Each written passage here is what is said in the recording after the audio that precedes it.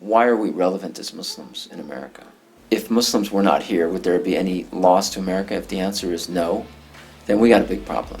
If the answer is yes, there is a big loss because Muslims serve such and such a role, then we are doing our job.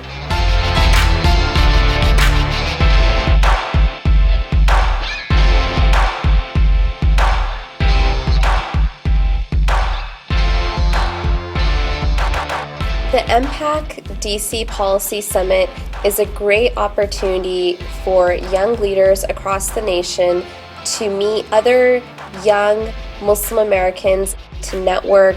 You're going to different agencies such as Department of Homeland Security, the State Department, meeting with members of Congress, you're meeting with the White House, and the whole purpose is so they learn how to engage in dialogue, to ask the hard-hitting questions regarding policy, to help them paint the picture of what Muslim American youth and young leaders really look like.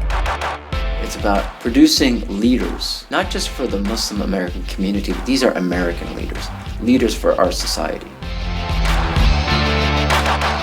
The purpose of the program is really all about leadership development. What we try to do is ensure that they have the access and the ability to be part of that civic process. The way we change perceptions is to ensure that young people become part of that process. You really learn the ins and out of government and politics, and you find out that it's not what everyone perceives it to be. Like this stereotype about government not being on our side, that has just been completely erased from my mind. What I thought was really significant about this year's group is they've decided to draft a declaration of the young Muslim American narrative, and they presented it to the White House. What the young Muslim leaders were saying is, we are controlling our own narrative. Nobody should define us for the rest of society or for ourselves.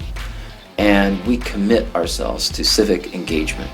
We've talked to White House staff, like the real decision makers. To think that we were able to just send a message to these kind of people just made me realize, like, you know, we are making history right now. Like, we really are making history.